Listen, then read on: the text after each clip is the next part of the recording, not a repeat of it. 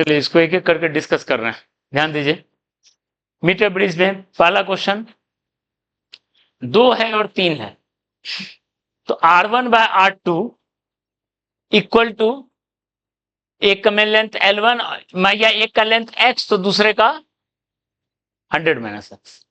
X का value हो गया 40 सेंटीमीटर पर बैलेंस हो जाएगा। सेकेंड क्वेश्चन क्या दिया हुआ है, 6 ohm are connected in parallel with 3 ohm. 3 ohm के साथ पैरेलल में 6 ओम कर दिए, तो यानी R1/R2 कितना होगा, R1 तो 2 है ही और R2 भी 2 ही हो गया, क्योंकि 3 और 6 पैरेलल हो गया। ठीक है, तो ऑब्वियस है x 100 माइनस x दोनों बराबर होगा, x इक्वल टू 50 पे बैलेंस हो गया। ठीक है, थर्ड क्वेश्चन PYQ का क्वेश्चन है, उसका क्या कर रहे हैं। थर्ड क्वेश्चन क्या है कि एक अननोन रेसिस्टेंस ये 2 है और ये 3 था, इसके पैरेलल में एक x लगा दिए, और अब जो बैलेंस लेंथ है वो क्या किए, पहले जितना था, for new balance length slider has to shift by 22.5। तो पहले 40 पे बैलेंस था, इधर 60 था, अब 22.5 हम शिफ्ट कर रहे हैं। तो बताओ किधर शिफ्ट करेंगे, लेफ्ट या राइट?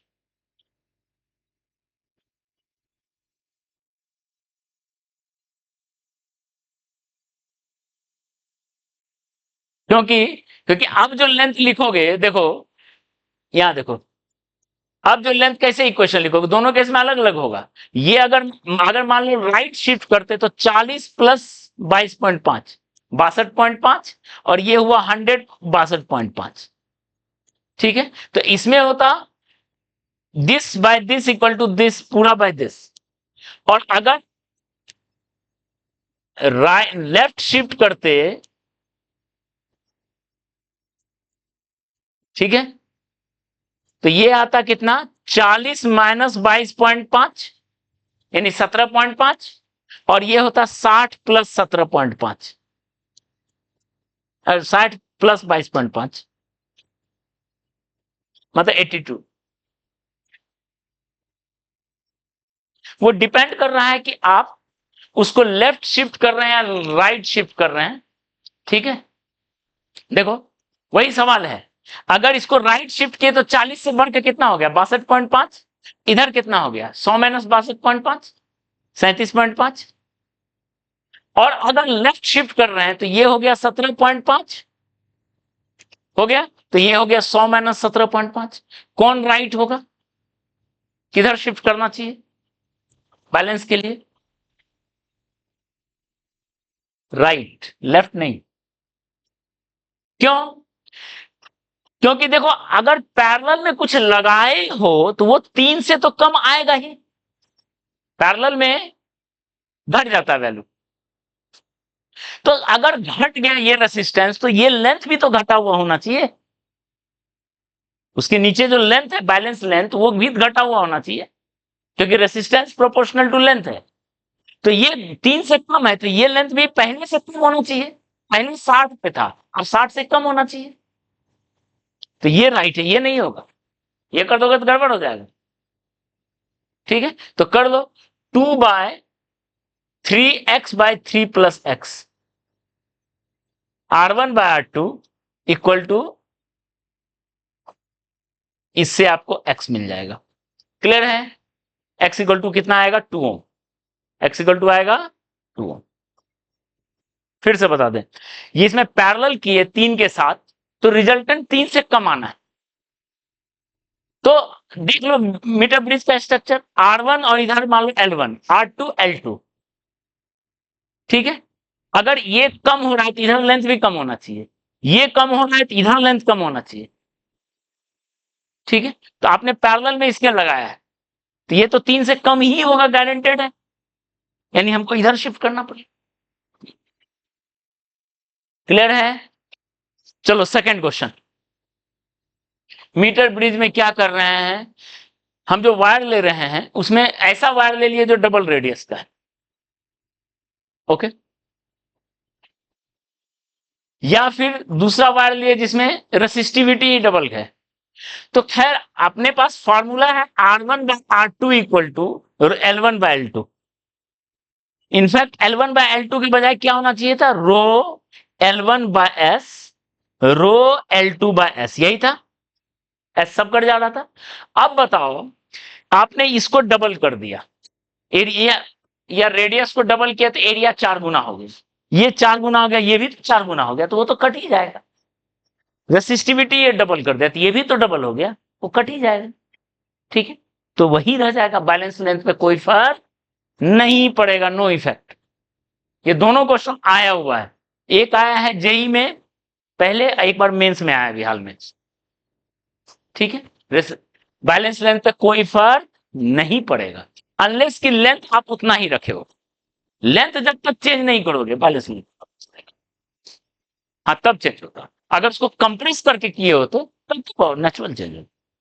ठीक है, चलिए लास्ट ये पोटेंशियोमीटर, देख देख के आंसर बता सकते हो डायरेक्ट। E1 देखो E1 bye E2 equal to L1 36 1.2 volt, कितना से बैलेंस है 36 से, 1.8 किससे बैलेंस होगा L, तो L सीधा हो जाएगा, 3 का है तो 3 से मल्टीप्लाई करो तो ये कितना होगा 54 सेंटीमीटर, 54 सेंटीमीटर पर बैलेंस होगा। ठीक है, क्लियर है। Second, length at which their series combination is balance, तो अगर सीरीज लें 1.2 1.8 का तो 3 होगा ईएमएफ। अगर ऑर्डर में ले तो इसमें भी 2 आंसर बन सकता है, ऑर्डर में लेंगे तो 3 होगा, तो ये कितना लेंथ होगा 90, ये हुआ 90 सेंटीमीटर, 90 पर बैलेंस हो जाएगा। ठीक है, और अगर उल्टा ऑर्डर में लेंगे, ध्यान दो 1.8 और 1.2 उल्टा ऑर्डर में लेंगे तो कितना होना चाहिए 0.6, तो 36 बाय कितना होगा बताओ, ये डबल है तो इसका 18 सेंटीमीटर, उल्टा ऑर्डर में लेंगे तो 18 सेंटीमीटर, सेम ऑर्डर में लेंगे तो 90। क्लियर है, क्लियर है ये। ठीक है, अब 0 पर आ जा रहा है, बैलेंस ही नहीं होगा, देख लेते हैं। बल यहां तक क्लियर है। अब देखो ये क्वेश्चन लिया, कोई दिक्कत इतना दूर में। ठीक है, आगे बढ़ते हैं। ये क्वेश्चन देखो, तो इसमें देखो पोटेंशियोमीटर वायर वगैरह कुछ नहीं लिखा रहेगा, ऐसा क्वेश्चन दे सकता है, वायर का अपना रेसिस्टेंस है। ठीक है, तो देखो इस क्वेश्चन को, लास्ट वाले को ध्यान से देखो, ट्रेडिशनल फार्मूला से अलग है क्वेश्चन। जो ट्रेडिशनल फार्मूला, पोटेंशियोमीटर में 2 फार्मूला है, E1 bye E2 equal to L1 by L2 और R plus R by R equal to L by L dash.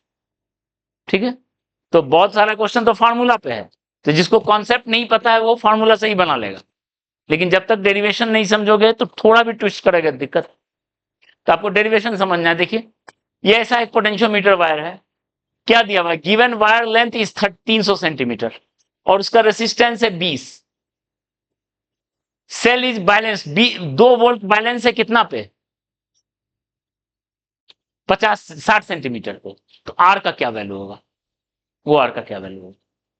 ठीक, तो 2 वोल्ट बैलेंस है 60 पे, यानी इतना दूर का, देखो तो इतना दूर का 2 वोल्ट हो गया। ठीक है, अब बताओ इसमें जो करंट रन कर रहा है, ठीक है, वो करंट कितना है, करंट है आई नॉट का value EMF by R plus wire का रेसिस्टेंस कितना है 20, आई नॉट है। ठीक है, ये करंट हो गया, और आपके पास 60 सेंटीमीटर दिया हुआ है लेंथ, तो बताओ 300 सेंटीमीटर का लेंथ 20, तो 60 सेंटीमीटर का रेसिस्टेंस 4, प्रोपोर्शनल टू लेंथ है। 300 का हो गया 20 तो 60 का 4, तो इतना दूर का हो गया 4 ओम। तो बताओ करंट हो गया इतना 4 into I not, resistance into current किसके बराबर होना चाहिए 2 वोल्ट। बस इसको पुट कर दीजिए, इक्वेशन 1 ये, आई नॉट का वैल्यू इसमें पुट कर दो, आर निकल आएगा, 0 आया। मतलब कहीं बैलेंस ही नहीं होगा। 60 पे उसको सॉल्व करेंगे तो कितना आएगा, 4 इंटू, देखिए हम सॉल्व कर रहे हैं, 4 into 10/20 plus R equal to 2, यही है ना। आर का वैल्यू 0, ठीक है, हो सकता है 40, 40 प्लस 2 आर, तो आर का वैल्यू कोई रेसिस्टेंस नहीं हो, कोई जरूरत ही नहीं। ठीक है, क्लियर है। ओके, अब हम लोग मैग्नेटिज्म शुरू करते हैं।